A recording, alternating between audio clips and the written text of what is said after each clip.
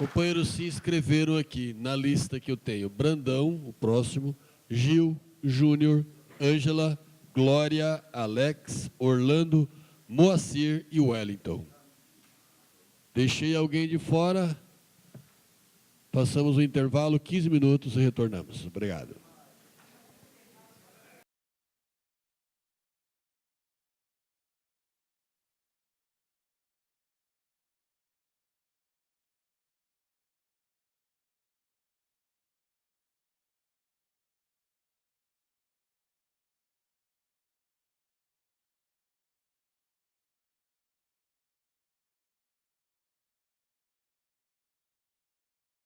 Vazios educacionais nos estados.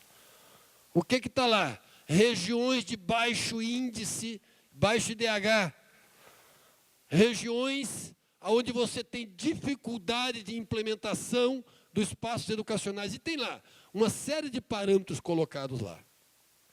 Portanto, o planejamento da implantação de novos campos, eles são bons, se fossem atendidos na sua íntegra. O problema é que tem as injunções políticas, né? Por exemplo, vou citar 2 exemplos. No Paraná, o campus de Ivaiporã, a prefeitura ofereceu como espaço para o Instituto uma construção que era um antigo exposição agropecuária. Que aí você diz, eu tenho um campus aqui para poder implantar imediatamente, e aí você olha lá onde ficava o boi, a vaca e os cavalos, e o local de atendimento, e era impossível que você pensasse no espaço educacional. E aí todo aquele planejamento que foi apresentado pelo governo, veja bem, foi apresentado pelo município, aceito pelo Instituto Federal do Paraná, e que o governo homologou. Na hora que foi implantar, não tinha absolutamente condições de dar uma aula lá. E aí teve que articular aluguel de um prédio fora, até derrubar tudo aquilo e construir tudo novamente. Então, veja, tem injunções que acabam ocorrendo, e não sei se a gente tem absolutamente o controle sobre elas. Se eu contar o Moarama tinha uma disputa entre oligarquias políticas locais, onde você tinha um espaço no centro da cidade, e aí disseram, não, no centro da cidade não dá, a região é muito cara. Foi isso mesmo que eu ouvi. Aí deram um local na região industrial legal, mas que não tem ônibus. Até hoje não tem ônibus. Não tem ônibus para ninguém para chegar no campus.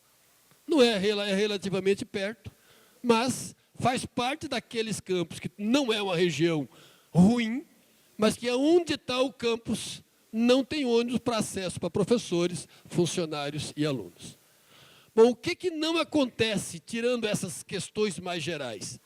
Por exemplo, hoje nós temos que bater na tecla, não se trabalha sem internet. Tempo, Bruno. Ai, já? A infraestrutura é absolutamente necessária. E eu não posso me inscrever de novo, porque acabaram as inscrições, né? Bom, mas eu vou tomar mais um tempinho só para dizer assim, todos os prédios previstos, e eu não estou falando só do Paraná, não existe sala para professores. Não está previsto. Isso significa dizer que os professores atendem não tem espaço para estudo, não tem local para poder ter o seu espaço ali de atendimento de aluno. Nós atendemos alunos nos corredores. Não existe, dos que eu conheço, no Paraná e nos demais que eu conheço. Não existe espaço comunitário. Eu lembro, por exemplo, de Paranavaí, nosso companheiro que está aqui, que o pessoal tinha um laboratório de química que não tinha vindo do laboratório ainda, e no espaço do laboratório de química é onde o pessoal se reúne para tomar um cafezinho. Não tem previsão de um espaço comunitário nos campos do IFPR construído. E eu vou terminar colocando um problema sério dos institutos, que para mim faz parte das condições de trabalho. Os institutos, de modo geral, têm exigido a presença física com assinatura de cartão ponto dos professores de EBTT. No início, 40 horas semanais obrigatoriamente nos campi.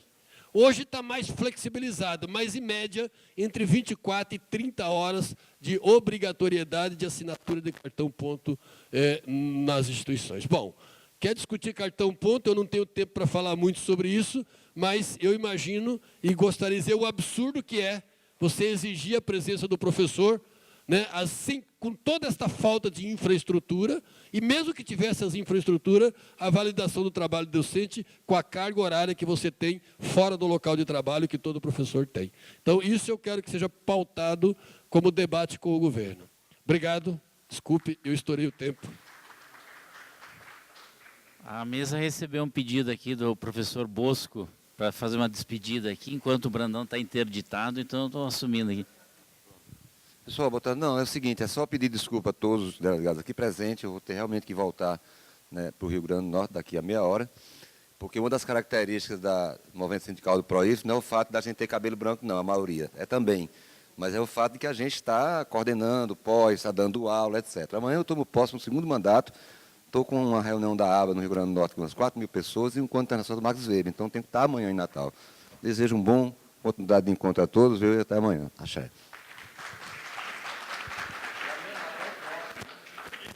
Valeu, professor. O próximo inscrito é o professor Gil, e na sequência o Júnior.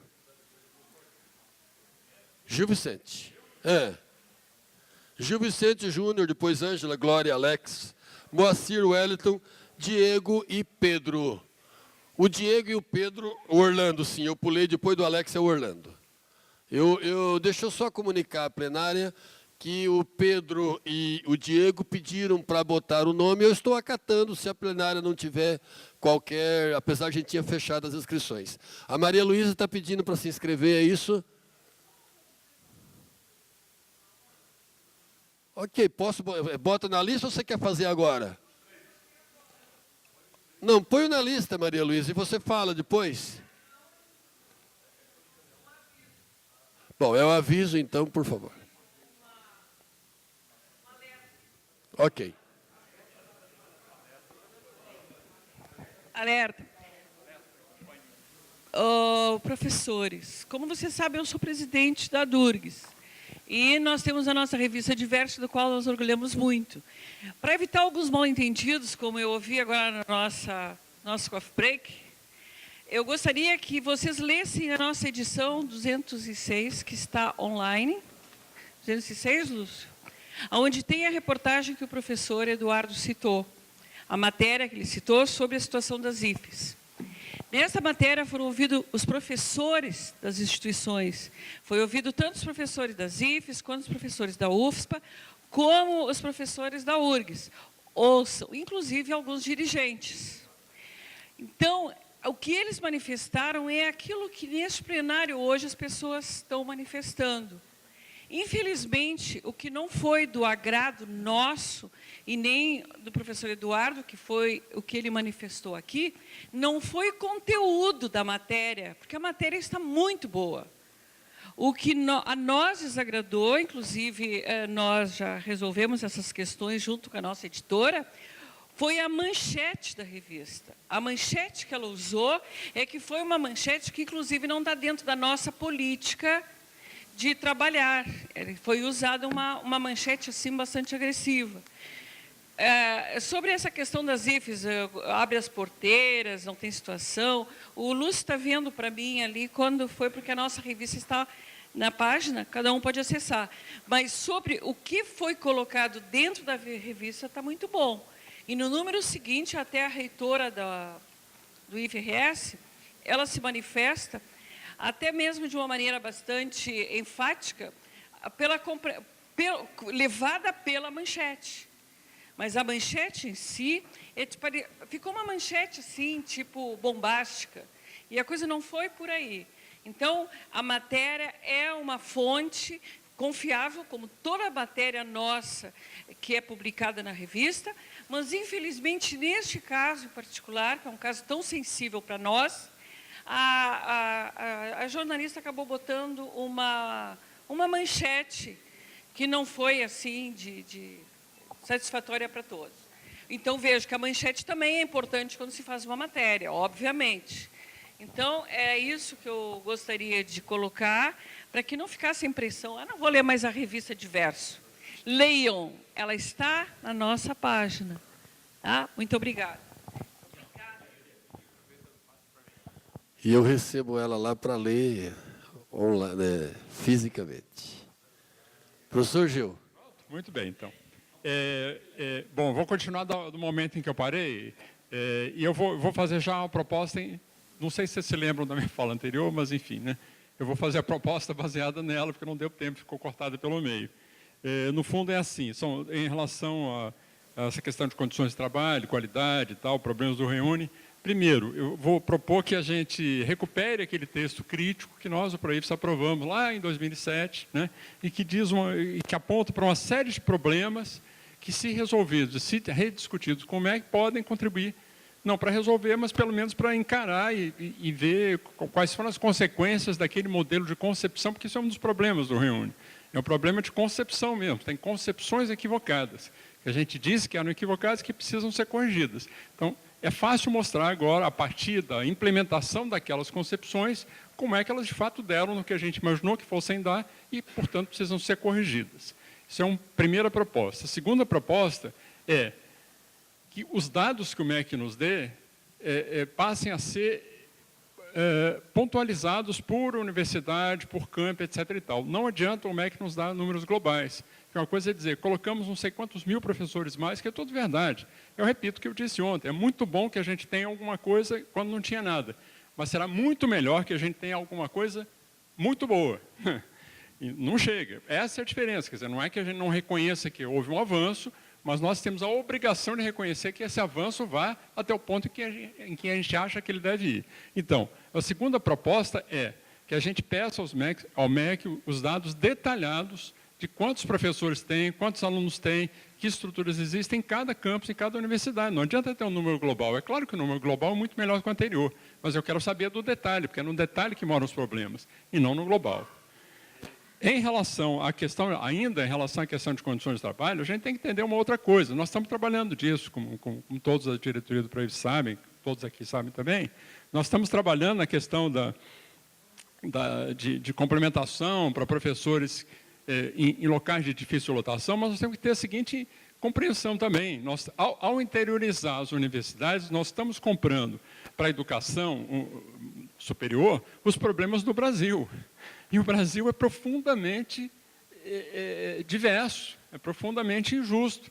Então, é óbvio que se um professor vai lá para um campus do interior de Roraima, como a colega estava dizendo aqui, como o colega estava dizendo aqui, ele vai ter todos os problemas que existem lá, não é algo que é inventado para ele. Ele vai lá, vai ter baixo IDH, vai ter dificuldade de locomoção, não vai ter a canoa das 5, etc. e tal, né? Ele vai ter 1000 problemas lá.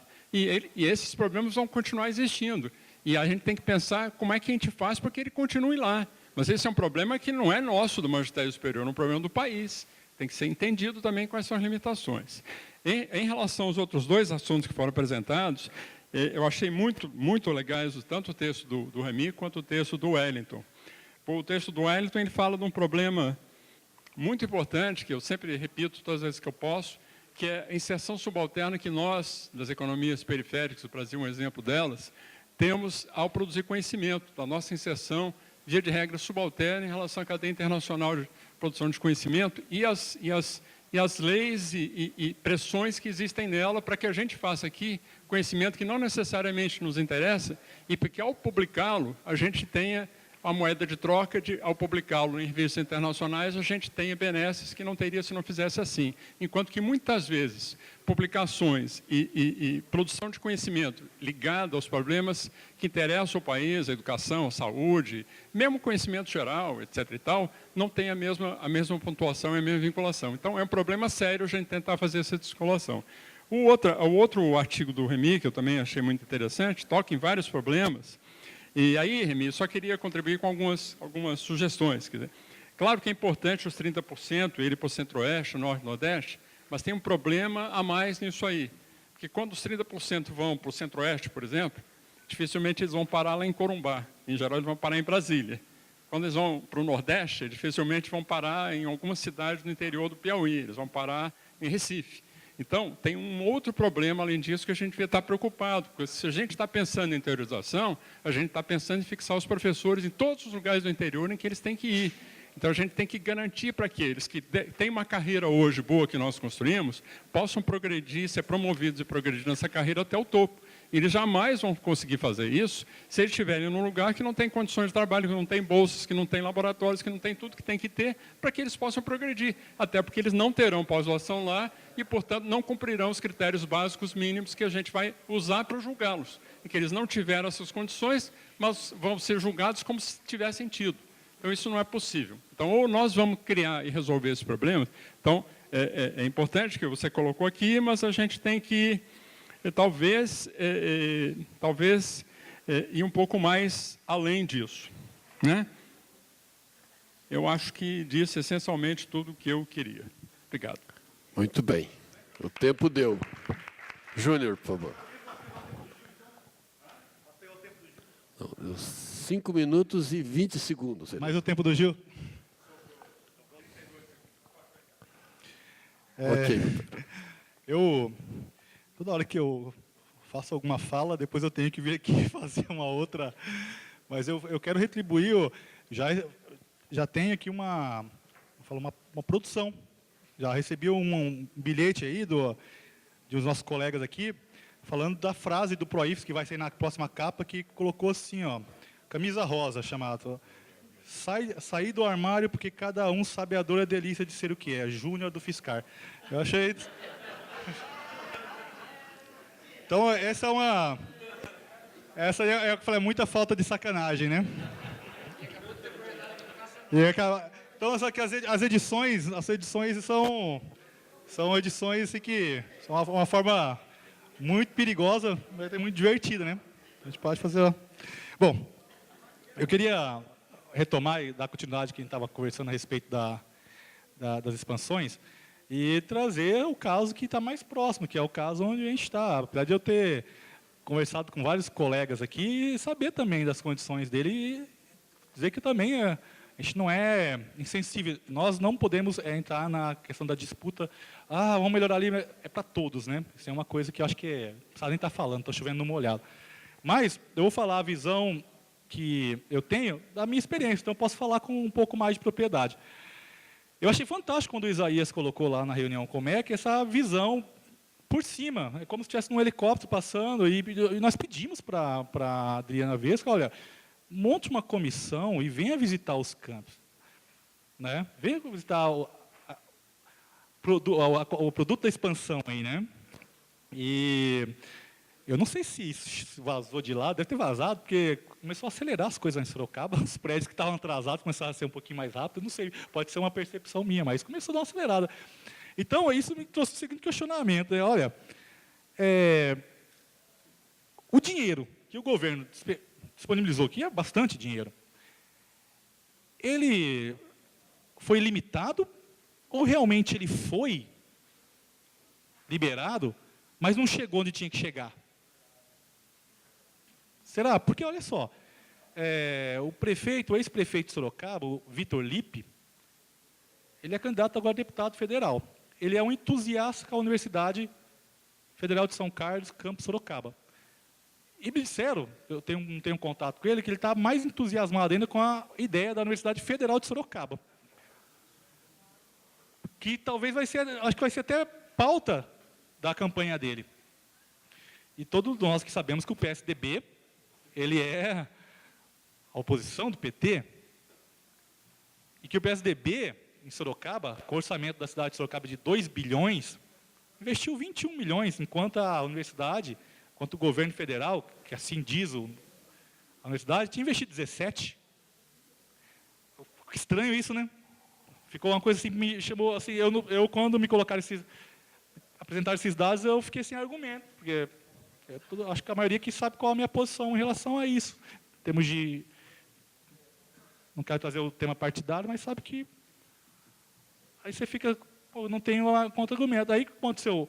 O nosso último diretor de campus, o senhor Isaías, que estava lá, ele fez o projeto, né, de Buri, junto com o pessoal lá, o Marcelo, o pessoal lá que tem o projeto do Pronel, da Reforma Agrária, que é do CUINCRA, que é a Pedagogia da Alternância, eles tinham um projeto pronto para agronomia com ênfase em agroecologia, fizeram o projeto lá, então ele sabia até os preços dos parafusos.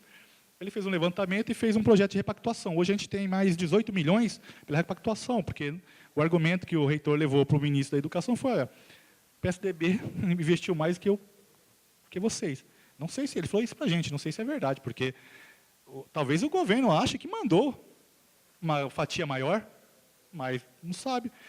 Quer ter um exemplo, para falar com propriedade? O reitor está muito bravo comigo, porque eu coloquei nas redes sociais, Facebook, o chefe de departamento do curso de engenharia florestal, eu coloquei assim, vocês vêm que chorar por dinheiro, mas eu estou vendo aqui no portal Transparência que vocês são milionários. O governo liberou 3.920.000 para a implementação do curso de engenharia florestal. E vocês estão ainda chorando? O que aconteceu? Aí a professora, chefe do departamento, respondeu, a gente gostaria de saber também o que aconteceu. Agora, um curso de engenharia florestal, um curso de agrárias que não tem teodolito, é um curso de ciência da computação sem computador, não é verdade? O curso aí em Sorocaba é nota 5. Está junto com Lavras e junto com Viçosa. E Viçosa briga até hoje com a Federal do Paraná, quem criou o primeiro curso de engenharia florestal no país. Aí o reitor veio, depois de 9 meses, ele veio dar a luz lá no nosso campus, brigou com todo mundo, eu tenho a gravação ali, muito interessante, chamou a gente de moleque, eu acho que é a cada CUT, né? CUTS, né? Da CUT não, é CUTS, né? Foi tão bom, elogio. E falou assim que pessoas podem ser, tem que responder o que coloca na internet. Aí 5 minutos, professor. Aí a chefe de departamento levantou e falou, professor, já que você está falando sobre isso, nós já mandamos vários ofícios querendo saber onde foi investido esse dinheiro. Por que eu faço um pedido público na frente de todos os professores, mande um balancete de onde foi aplicado esses 3.920.000 que a gente não sabe, né? Até hoje. Então, isso é uma coisa muito interessante, vou concluir, tá? Que, novamente, a fala do professor Isaías. Porque essa falta de estrutura, de pessoal, faz com que a gente seja muito acumulado de obrigações, né, de atividades. E ocorre, sabe o quê? É uma alienação pelo trabalho. A gente está tão ocupado com as coisas que a gente não tem tempo de refletir, não tem tempo de participar do movimento sindical. Eu vim na maior da inocência com um artigo para revisar aqui, falei, vou lá para o PROIF, vou revisar o artigo e vou mandar. Até agora não consegui mexer em nada, mas eu estou contente por isso, porque isso aqui está estimulando demais a discussão. Eu deveria participar um pouco mais, até eu queria até ter mais tempo, mas eles não dão mais tempo, para refletir sobre isso, porque é uma coisa que acontece. Por quê? Porque nós estamos super atarefados. Tá? Temos que fazer, apesar de não estar implementado, temos que fazer gestão também. Obrigado. Obrigado, professor. Ângela, e na sequência da Ângela é a Glória.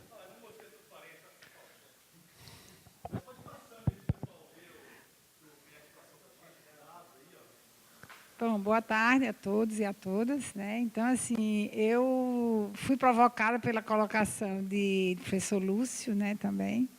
Então, assim, eu sou uma pessoa extremamente entusiasmada com a expansão, né, com o Reúne, apesar de todos os problemas, com as cotas, com todas as políticas de inclusão, né? Então, nós, enquanto sindicato, somos demandados pelos colegas do interior, inclusive nós fizemos algumas visitas lá, e é sempre, né, a queixa é a mesma, falta de condição, de estrutura e tal. E até me surpreendi, quando cheguei lá num determinado campus, que a situação não era tão ruim, né? Então, assim, nós que temos a memória da era FHC, nós sabemos o que é trabalhar em condições adversas. Então, essa turma que está entrando agora, né, já muito qualificada, então eles têm um outro grau de exigência que nós que já vivemos aquele momento, né? Quando eu vi a sala dos docentes, que era uma das maiores queixas, a gente já teve uma sala daquela, entendeu? Então, assim, é uma outra realidade, realmente, né? E, assim, eu fiquei muito indignada com essa comparação do professor Lúcio com o biscoito. Porque eu queria lhe contar uma coisa, professor Lúcio. Lá no meu estado, né, antes de 64, né, o que aconteceu? O índice de analfabetismo era enorme. E o que é que o prefeito e um grupo de pessoas, né, fizeram? Fizeram uma campanha de alfabetização, mas não tinha recursos, e fizeram uma campanha que se chamava Pé no Chão Também Se Aprende a Ler. e eles construíram galpões de palha com barro batido, e ali eles estavam alfabetizando as crianças e adultos também, certo? E foi tão eficaz, a qualidade o impacto foi tão grande que a equipe toda foi presa antes de 64, ou em 64 com um golpe militar. Foi preso o prefeito, secretário de Educação, secretário de Cultura, todos foram presos. Tal era a eficácia de uma educação com entusiasmo, principalmente do corpo docente, certo? Em umas condições extremamente adversas. Então, assim, eu muitas vezes fico preocupada, sabe? E a gente sabe que viveu a greve, como já foi colocado aqui, de 2012, e vimos que, no nosso plebiscito, foi realmente os docentes do interior que votaram pela greve. Eles foram minoritários, né? Não houve a greve, mas foram eles. E eu entendo assim, que essa pressão deles está sendo super importante, porque essa reunião que houve em junho já teve frutos, porque nós levamos um colega do interior, né, com um relatório, inclusive foi entregue ao MEC, e lá a nossa reitora já foi chamada pelo MEC para prestar satisfação do que estava acontecendo, porque o dinheiro também tinha ido. Certo? Então, assim, todo mundo sabe dos entraves burocráticos das instituições públicas, o dinheiro estava lá. Infelizmente, muitas construtoras foram à falência e muitos prédios estão inacabados por isso. Certo? Então, esse processo burocrático de nova licitação, isso que está atrasando as obras. Mas o dinheiro foi do jeito que foi planejado pela a gestão anterior, que foi exatamente que deu o encaminhamento ao REUNE. E foi planejado, e foi realmente... Houve uma discussão interna, alguns departamentos não aderiram, outros aderiram, e a coisa está assim. Né? E o pessoal do interior tem uma coisa interessante, assim, pela minha experiência enquanto representante sindical, que vou, né, sempre que possível, é muito difícil para a gente se locomover, mas a gente vai... Eles têm, assim, tipo um complexo de abandono. Eles sempre acham que tudo de ruim só acontece lá. Que assim, uma queixa muito sistemática, quando, na verdade, nós temos problemas também no nível central. Nós temos obras inacabadas no nível central, porque esse é um problema geral, essa questão das licitações e das empresas.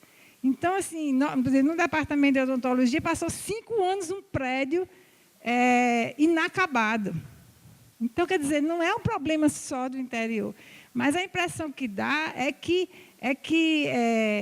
fica... Eu estava ali pensando, à medida que foram falando, assim, a gente criticou muito, alguns criticaram muito esse programa Mais Médicos, porque os médicos não queriam ir trabalhar em condições adversas.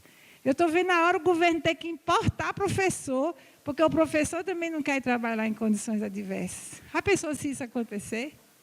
Né? Então, assim, eu acho que, como o professor Gil falou, é um problema difícil, porque é um problema do país.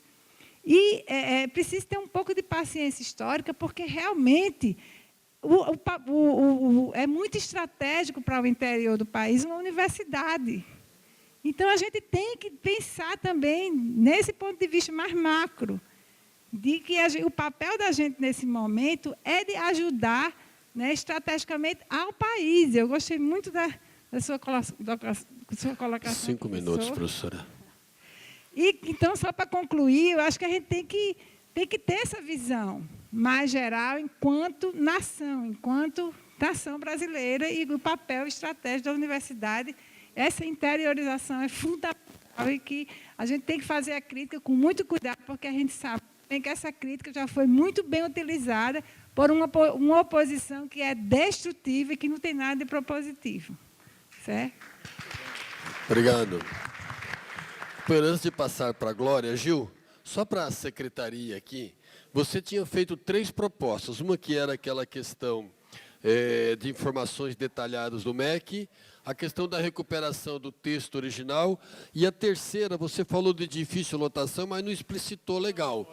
Eu queria saber se seria isso, porque nós acabamos anotando aqui, defender que o governo crie incentivos para permanência em locais de difícil lotação, que é uma proposta que já está em discussão, eu entendi que você estava falando disso. É isso? Eu não fiz não, mas pode ser. Tá bom. Tá ótimo. Ok. Ainda, a professora Gilca, diretora de EBTT da Federação, pede aos companheiros do EBTT que, na hora que terminar esta mesa, já na sequência, sem sair daqui, nós de EBTT ficamos aqui para trocar algumas ideias, avaliar o RSC, os encaminhamentos, etc. Ok? Assim que terminar a mesa. Professora Glória, por favor. É hoje. Hoje ainda. Bom, boa tarde a todas. Para ficar ligado. Todo mundo está ligado? Está todo mundo acordado? 6 horas. Bom, eu vim aqui movida pela questão do Lúcio, que o Lúcio pergunta assim, qual é o papel da esfera federal na formação dos estudantes? Né? Eu não quero trazer todas as mazelas do Pedro II, eu vim aqui porque o Pedro II é grande e tem muita mazela. Né? Mas o Pedro II, nessa expansão, criou pré-escola. O que o Pedro II tinha que criar pré-escola? Não é competência da esfera federal oferecer pré-escola. Mas, como disse o professor, acho que foi o professor Peter, né, que a gente não planeja, a gente faz o que planejam para nós. O Pedro II é pau-mandado. O Haddad, conversando com a reitora, falou assim, seria legal ter mestrado. Pronto, tem mestrado. Aí o outro falou assim, no corredor, e pré-escola? Tem pré-escola. Aí alguém passou e falou assim, e tem uma fazenda lá em Partido Alferes. Eles estão indo para Partido Alferes. Mas Partido Alferes. E eles querem fazer uma unidade do Pedro II. Aí tem prefeitos que estão com o IDEB muito baixo. Era bom ter um Pedro II aqui. Aí fica uma chuva. Né? Antes de ter esse processo de expansão, Pedro II já estava indo para Duque de Caxias, Realengo, uma confusão. Então, qual é o papel da esfera federal nessa oferta de ensino? Evidente que a gente concorda com a expansão de vagas, com a expansão de campi, mas para a pré-escola, por exemplo, não é o nosso papel. Especificamente no Pedro II, que tem uma tradição enorme em ensino, e o ensino de 1º a 4º importante, era melhor ter um curso de graduação em formação de professores, e nós, como temos o programa de residência docente agora, oferecemos formação para os professores dessas redes tão carentes, em vez de ficar plantando Pedro II em cada espaço. Agora, em que medida a gente pode intervir nesse plano de expansão? E é essa a minha questão, né? Qual seria o jeito pró-IFES de expandir? Nós temos o projeto político-pedagógico de expansão, porque chegar e contar, aqui está ruim, ali está ruim, ali está ruim, bom, a gente vai ver. Tem coisa ruim no Pedro II, uma porção de coisa, mas tem uma porção de coisa que avançou. Né? Tem uma porção de coisas que estão acontecendo que a gente está gostando. Só que a gente não pode deixar que isso aconteça do jeito ruim que está acontecendo aí na universidade. O Pedro II não tem tradição em pesquisa e extensão. Mas se a gente for entrar nesse circuito de pesquisa e extensão, com esse negócio que tem todo aí, que a gente nem sabe, CAP, CNPq, nós seremos atropelados e trucidados, porque não temos a menor envergadura. Imagina construir um feudo lá junto à CAPES, um colégio que era um escolão. Vamos pesquisar e fazer produção? Nunca. Aí não vamos sair, não vamos ter promoção nenhuma. Então, assim, o PROIFES, que nós do PROIFES temos para propor para o governo como se daria uma expansão de mais qualidade, ou com melhores condições de trabalho, porque o governo não vai sair lá de Brasília e investigar nossas péssimas condições. Nós também não temos muitas condições, mas nós vamos ter que montar esse dossiê. Nós vamos ter que montar esse projeto, porque lá o Sindescope pega essas fotos dessas escolas inacabadas e diz assim, olha aqui a expansão do governo. E aí a gente fica calado assim, porque ele só pega as quebradinhas mesmo. E tem escola quebradinha. Mas a gente podia dizer, está quebrada, mas nós temos uma proposição, isso não vai mais acontecer, porque nós estamos lutando, porque nós estamos avançando, nós estamos sentando e negociando. Eles não, eles só estão fotografando o que é ruim. Mas cadê o nosso jeitinho pró-IFES de ser? Então, qual é o projeto para os institutos? Imagina se todo instituto vai ter pré-escola. Né? Ou se vão querer acabar com a pré-escola do Pedro II. Para que lado a gente vai? Isso não é um problema só do Pedro II, não. É um problema da nossa rede. Né? Nós temos mestrado e não temos graduação. Né? Qual é o plano individual do trabalho? A gente faz. Ninguém parou para pensar. O professor do Pedro II anda de cabeça baixa, vai fazendo, não tem debate. Qual é a nossa intervenção numa escola dessa? Né? Então, aqui é uma pergunta, né? Qual é o nosso jeitinho pró-IFES de ser uma rede IFE com qualidade acadêmica, com condições de trabalho? Nós vamos escrever isso ou vamos chegar lá e dizer, não, aqui está ruim, ali está ruim no Brasil todo. Está ruim no Brasil todo? Então, como é que a gente quer que seja bom? Né? Então, essa é uma questão que eu deixo para a gente pensar, né? E pensar realmente que em alguns lugares nós ainda temos condições de intervir. Por exemplo, no campus avançado que o Pedro II quer, lá em Pati de Alferes, acho que a gente ainda está em tempo de fazer uma grande proposição, uma intervenção, sentar com o MEC e dizer, não dá para ser assim. O que está ruim, a gente conserta. O que vai ficar ruim, a gente não pode deixar ficar pior do que está. Obrigado, professora. Professor Alex. E, na sequência, o Orlando.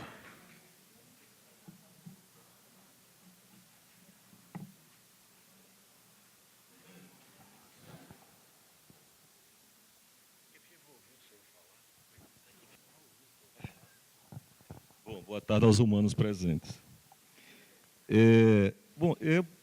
Na realidade, eu fui provocado pela fala do colega, sempre provocativo, meu colega Lúcio. Sempre eu acho que coloca um debate de conteúdo importante, inclusive sobre determinados assuntos muito importantes. Então, pensei em relação à questão mais da ciência, etc., a produção do conhecimento, e outro do plano da expansão. A questão que eu queria colocar é o seguinte, o tema da ciência, portanto, CAPES, CNPq, isso é agenda para uma federação como a nossa? Discutir, por exemplo, a concepção esotérica de ciência e produção do conhecimento. O que é isso? Esoterismo significa fechamento do conhecimento, portanto, expansão dos especialismos e de uma concepção egóica de ciência, portanto, concentração em comitês de área e concentrações de recursos. E mais do que isso, é um problema civilizatório, porque quem pensa só a mesma coisa infinitamente da mesma maneira, significa que ele está isolando o conjunto da sociedade, dos contextos culturais, econômicos, etc. Isso é agenda para a gente discutir? É uma agenda, inclusive, com teórico, intelectual, filosófico. Nós vamos entrar nessa agenda? Este é o espaço para isso? Veja, e por que eu fui provocado pela fala do Lúcio? Porque eu acho que ele estava correto nesse aspecto, Lúcio. Foi uma aliança contigo nesse aspecto, concordo inteiramente. Não sei se esse é o fórum, mas tem que ser suscitado para a gente debatermos isso lá. Nós estamos atuando lá nas universidades e nos comitês de áreas. Quer dizer, tem que abrir, porque esse pacto novo para a ciência no Brasil, principalmente tecnológico e científico, significa democratizar recursos, mas significa também democratizar os acessos às informações de produção de conhecimento e os critérios de julgamento de área. Olha, eu até estava comentando com um colega do Rio Grande do Sul, outro, dizendo o seguinte, vamos fazer uma pesquisa rápida, se nos últimos 10 anos, se mudou os julgadores dos comitês de área, quem são essas pessoas? Seria interessante nós pensarmos sobre isso. E trazer para uma agenda pública qual a concepção de ciência que eles têm. Isso não é, de alguma maneira, garrotear e mexer na autonomia científica de qualquer sujeito. Mas eu acho que isso é super importante. Então, eu acho que isso é uma agenda difícil para a gente atuar. Segunda, eu acho que portanto, se a gente mexe nessa concepção geral de conteúdo de ciência, aí tem que abrir uma agenda com CAPES CNPq. Porque o centro esoterista está exatamente presente, corporificada, na CAPES CNPq e nos comitês de área. Tem que abrir uma agenda assim. Por exemplo, qual é a concepção que o CNPq e CAPES têm da democratização das verbas e o plano de expansão das bolsas para o interior? Olha, a molecada que está chegando lá é muito recente, é uma produção muito recente. Ele não é um A do CNPq. Então, como é que faz para distribuir isso? Tem que encontrar um outro critério. Porque, além disso, acho que aliado a essa concepção, tem outra questão mais de fundo, que é uma questão do compromisso com o pacto federativo no país. Esse é um plano civilizatório, quer dizer, eu concordo com o Brandão, tem um problema político muitas vezes, o governo federal A, o B ou C faz um acordo lá para colocar o campus, porque tem um envolvimento político muito forte. Mas tem uma dimensão mais à frente, daqui a 10 anos, fazer uma avaliação, qual o impacto da expansão no Brasil, do ponto de vista civilizatório. Olha, gente, tem uma dimensão cultural que é o seguinte, nós fomos formados para a cabeça de centro da grande cidade. Chegar numa cidade pequena, com a cabeça de centro, é difícil. Tá certo? Por isso que tem que discutir expansão. Agora, eles têm que, de alguma maneira, não ter uma relação que eu chamo de comportamento de drone, brincando com alguns colegas lá no interior. Vocês vão para o interior, parece drones. Vão na segunda ou terça-feira, voltam muito rapidamente, não se envolve com a cidade, né? Não se envolve com a produção local, e tudo é problema do outro, não é problema seu. Você fez um concurso por livre, espontânea vontade, por necessidade. Portanto, tem compromisso e tem que ter responsabilidade formal. Não sei se é o ponto, mas tem que ter compromisso formal. Qual é o comportamento de drone? É você ter uma relação adiaforizante, quer dizer, tudo é distante ali do interior. Aí eu olho de cima. Né? Eu chego na cidade de 20 mil habitantes, a minha cidade é de 1 milhão, aí eu olho tudo de cima, é o outro. Mas aquele antropólogo reacionário, né, colonialista, olhava sempre os exóticos de outro olhar, distante. Então eu acho que não pode ter esse comportamento. Você vai para a cidade, então tem que ter esse compromisso. E é muito difícil. Né? Significa que você vai impactar aquela cidade, ali é formar uma geração do entorno. Por isso que eu acho que é um pacto federativo, quer dizer, como é que você redistribui os recursos no país, sintonizado com a expansão do conhecimento, com a expansão das universidades e dos institutos. Por isso que é um debate da República. E eu acho que Ana tem toda a razão. É um compromisso, claro, patriótico, não, é um compromisso de responsabilidade pública. Independente se está o PT, PSDB e PSOL, que tomara que nunca chegue lá. Não é porque não tem uma visão pública. Eu acho que é uma visão republicana, mas também civilizatória. Para essa geração que está aqui, que já formou um monte aqui, nós chegamos mais recente, vamos formar um outro, e daqui a pouco é outra geração que vai estar aí. Né? E vai impactar o interior do país. E eu acho que isso é um ganho fundamental, essa concepção. Quer dizer, uma ciência sempre foi concentrada na capital e agora está indo para o interior. Então, qual é o nosso raciocínio inverso? E, para concluir, eu acho que outra parece uma coisa mais secundária, me parece que não é o seguinte, concepção de expansão não pode ser só construção de prédio. Principalmente se está falando num momento de uma economia imaterial, onde a produção de conhecimento é só feita pela concretude, inclusive pelas novas tecnologias de informação. Ora, vamos pactuar, por exemplo, em várias áreas do conhecimento, vamos produzir, por exemplo, conteúdos, cursos formais. Eu não sei qual a opinião aqui, deve ter alguns pró-reitores aqui presentes, olhando ali para o nosso amigo lá do Pará, que trabalha em extensão. Mas eu fico pensando, será que não é importante você pagar, por exemplo, os melhores cabeças de áreas, não é do futebol, mas das áreas do conhecimento, e dizer o seguinte, durante um curso de pós-graduação, vamos contratar o Gil para dar um curso aqui durante esse semestre, lá em São Carlos, de 3, 4 horas. E vamos criar uma ferramenta virtual para isso, que já existe. Isso é mais barato que construir um monte de prédio, envolvendo o construtor, envolvendo a AGU, o Tribunal de Contas, que é PSDBista até a medula. Basta ver o comportamento do Zé Jorge. Tá, se fosse o PT, também seria problemático se estivesse no inverso. Tá certo? Então, eu acho que, e isso eu acho que tem outra concepção de conhecimento, você democratiza mais isso. Né? Pegar um grande pensador de uma área lá, que seja lá na França, nos Estados Unidos, sei onde, ou mesmo em qualquer outra cidade que seja importante, só é importante, gente, essa pessoa aqui não tem um programa voltado para isso. Dá 3, 4, 5, 6 conferências, um curso formal de uma semana, impacta a formação daqueles alunos. Aí eu fico pensando, qual é o comportamento da CAPES? Por exemplo, você traz o melhor nome da área, que consegue ter um contato com essa pequena cidade, via uma ferramenta virtual, se o cara tampa, né, o chapa quente internacional. Professor. Né? Por isso que tem que mudar o critério. Então, eu acho que é uma certa paciência histórica, só para concluir, paciência não histórica, mas de imediato. Né? Eu acho que a minha sugestão é o seguinte, que a gente abra o debate, mas que no plano da interiorização, CAPES e CNPq tem a ver com uma agenda sindical. Não é possível. Agora, dentre nós aqui, tem alguém que se dispõe a dar conta desse debate? Eu acho que a gente já dá conta de muita coisa, né? Fala de muita coisa, eu não sei se a gente tem condição de abrir essa agenda. É possível. Né? Eu acho que essa agenda, mais em relação ao conhecimento, a gente tem que colocar lá naquela parte de pessoal, que é o primeiro ponto lá do GT. Obrigado. Obrigado, professor. Professor Orlando, e na sequência é o Moacir.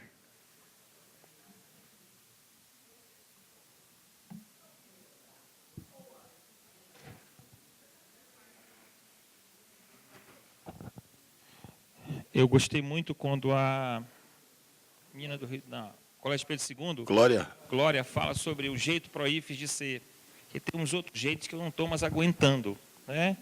E acho que o texto do Remy é muito interessante, porque ele mexe num vespeiro que é muito forte, né? A pessoa que me antecedeu aqui, o Rio Grande do Norte, não é isso?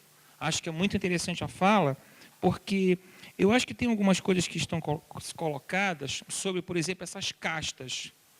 E eu quero colocar o seguinte, eu quero colocar a experiência do campo educacional.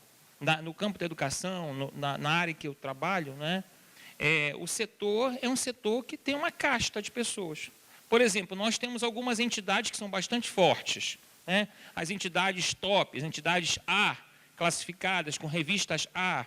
Essas entidades, as pessoas vão saltando de direção para direção. Entendeu? Por exemplo, nós temos a Amped. A antiga presidente da Amped está agora na ANPAI. Aí depois ela vai para a Anfop. Eu não consigo perceber. E aí o que acontece? Isso vai atrás, um conjunto de pessoas, um conjunto de projetos, e isso fica fechado. Esse que é um grande problema que está colocado. Eu acho que esse é uma questão, a gente estava conversando lá, o Raimundo Jorge diz assim, é uma questão necessária. Por quê? Porque as outras pessoas, que eu não vou mais nem gostar de falar, porque a gente já falou muito deles aqui, né? Eles são beneficiados com essas questões, porque estão todos nessa perspectiva. E o que acontece? Para mim, há uma questão política bastante séria. Há questões regionais, há questão do desenvolvimento regional, mas há questões políticas bastante sérias nesse processo. Se a gente perceber, e aí eu quero falar especificamente do campo que eu atuo, nesse campo da educação, nesse campo que trabalha os programas de pós-graduação e educação, é gravíssima essa situação de hierarquias que estão estabelecidas, de caixas que estão estabelecidas e de determinadas coisas que a gente não entra de jeito nenhum. Porque a gente vai dizer o seguinte, nós queremos publicar numa revista top A. Bacana, vamos tentar publicar. Aí está legal, aí a gente tentou publicar, o cara disse assim, não, o trabalho de vocês só daqui a 1 ano e meio, porque está tudo ocupado. E eu digo assim, poxa, mas tem um conjunto de pessoas que sempre estão publicando naquela determinada revista. Vocês estão entendendo? Então essa é uma questão que é aí que eu digo assim, o texto do Remy, eu queria deixar bem claro, eu acho que ele é muito interessante porque ele toca no debate, ele acende o debate. E o Remy já vem em outras reuniões colocando essa questão que eu acho que é muito louvável desse ponto de vista. Tá? Eu acho que o texto do Remy, essa é a minha avaliação, tá? Com todo respeito, diz assim, acho que ele não resolve a situação. As propostas que estão colocadas, eu fico receioso de dizer se resolve a situação. Agora, eu acho que nós temos que ter, em algum momento, alguma instância, algum grupo de trabalho aqui dentro do Proíbes que possa discutir e, na verdade, levar o debate para as pessoas. Porque também eu acho o seguinte, nós, em cada uma dos nossos locais, nós temos que discutir essas proposições. Porque nós não vamos esperar só um jeito Proíbes de ser para determinar isso para as universidades, porque a gente já chegou a uma conclusão que elas são bastante diversas. Agora, eu acho que nós temos que tocar nessa questão. E isso não é uma questão apenas do esforço individual, do esforço de grupos, tá? Vai depender de cada uma das áreas e como é que nós vamos discutir esses aspectos. Agora, para mim, que nós precisamos discutir isso, nós precisamos, é aí que eu quero dizer, a gente se diferencia, porque a gente vai tocar no debate da política e no debate da ciência. Eu acho que essa é uma questão importante. E que em determinado momento as outras pessoas não têm discutido. Ou não se dispõe a discutir. Essa que é a grande questão, não se dispõe a discutir. Então, eu acho que a minha proposição é que a gente possa, a partir da discussão que o Remy propõe e a partir de um conjunto de contribuições que as pessoas estão colocando, a gente fazer uma discussão e, claro, verificando cada uma das situações específicas das regiões, das próprias universidades, dos próprios institutos, a gente discutir essa questão. Agora, eu acho que a gente não vai poder se omitir, por quê? Porque, para mim, e aí eu concordo com as avaliações, dizendo o seguinte, esse modelo, essa estruturação de perspectiva de fomento da ciência no Brasil, ela é extremamente problemática. E não vai resolver as situações. Nós precisamos repensar esse modelo. E esse modelo só vai se repensar com uma forte pressão política e que acho que nós temos um papel importante nessa questão. Mais uma vez, eu quero dizer, a nossa luta, a nossa organização, a compreensão de rede política que a gente possa trabalhar, ela é fundamental para a gente alcançar essas novas perspectivas. Não sei se a gente alcança agora para a nossa geração, mas eu acho que a gente tem que começar a colocar, por quê? Porque ninguém coloca isso no debate. Porque colocar isso no debate é como eu disse assim, é eu brigar com algumas figuras do CNPq, algumas figuras da CAPES. Eu só quero finalizar para dizer que existem questões tão absurdas nessas situações, porque no campo da educação, em determinado momento, propuseram que pessoas que tiveram em determinado momento da sua vida uma renomada produção intelectual, que hoje, pela questão de estarem se aposentando, baixar a sua produção, elas fossem consideradas para avaliações. Então, aquele medalhão fosse considerado, aquele medalhão trabalha em determinada universidade, ele fosse considerado enquanto avaliação da pós-graduação. Esse tipo de proposição que está colocada. E, para mim, esse tipo de proposição é horrível. Tá? Não leve em conta a perspectiva do desenvolvimento da ciência. É uma dimensão política clara que eu acho que a gente tem que avançar. Então, para mim, é isso. Nós precisamos discutir, é necessário discutir. Moacir e, na sequência, Wellington.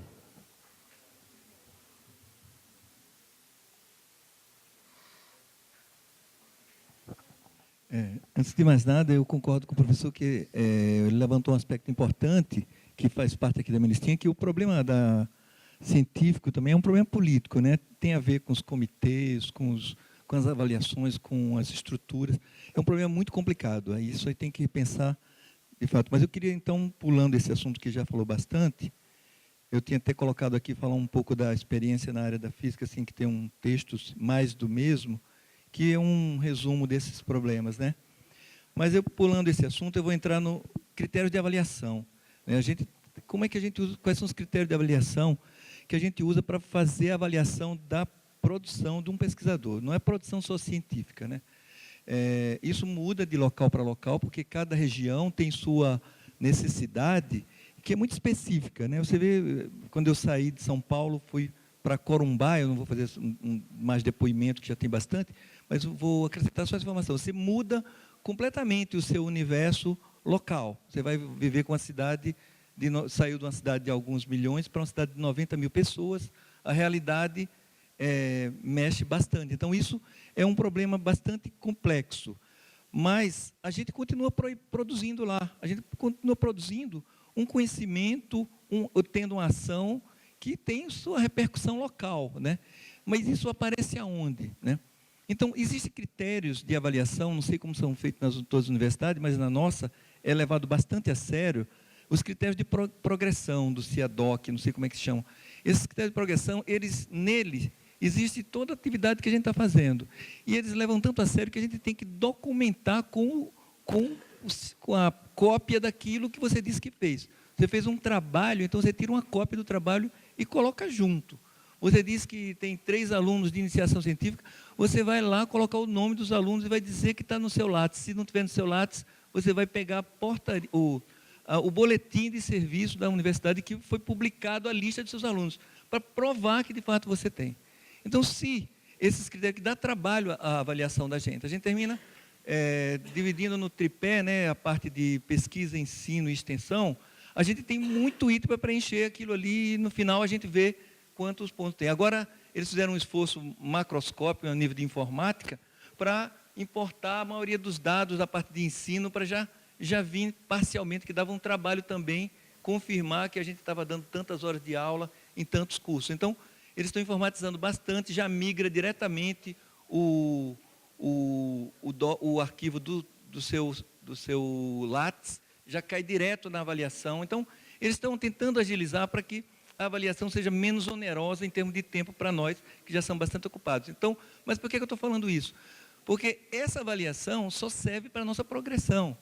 Mas por que a gente não utiliza essa avaliação para mais coisas? Por exemplo, o trabalho de uma pessoa não é só o que ele produz em revista, que a gente sabe de todos os problemas dessa questão de publicar dos grupos, o mais do mesmo, né? Você publica muita coisa, o A e o B daquele trabalho, você muda uma vírgula, publica de novo, e você faz uma lista de trabalhos que parece que você está numa produção imensa, né? E a gente sabe que não acrescenta, né? Então, e isso é o critério, mas sem mudar isso não muda nada. Então, por que a gente não usa os próprios critérios de avaliação da nossa atividade como um todo para a gente dar um peso maior na avaliação dos projetos também? Então, para isso, a gente tinha que ter um diagnóstico do CNPq, da CAPES, desses órgãos de pesquisa, de qual é, de fato, o quadro da pesquisa. Eles estão usando esses critérios, mas como é que está distribuído?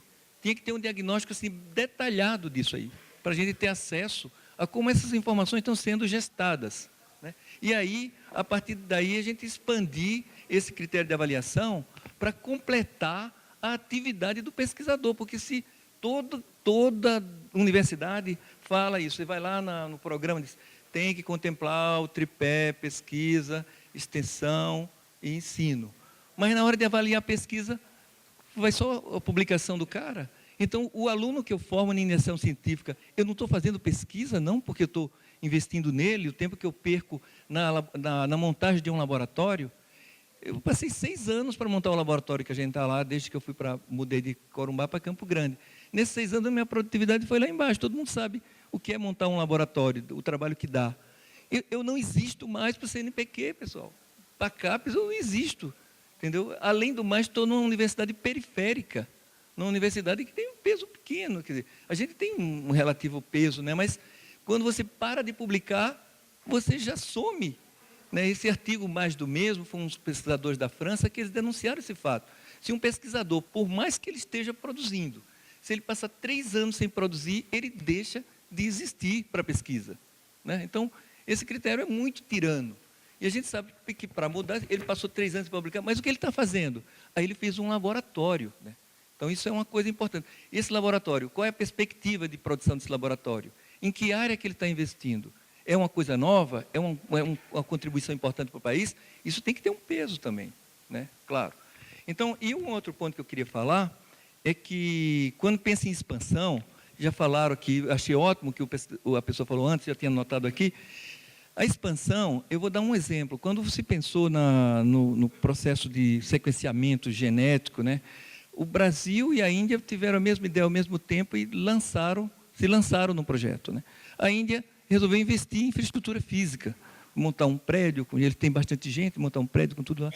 O Pérez, que era o diretor científico da FAPESP na época, o professor Pérez, lá da física, ele resolveu investir na estrutura de informática.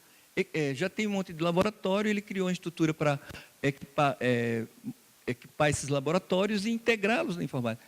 Consequência, nós chegamos no sequenciamento da Xylella fastidiosa, né, já temos isso aí, e os indianos não saíram do papel o projeto dele. Então, essa coisa do investimento em informática leva a uma outra questão.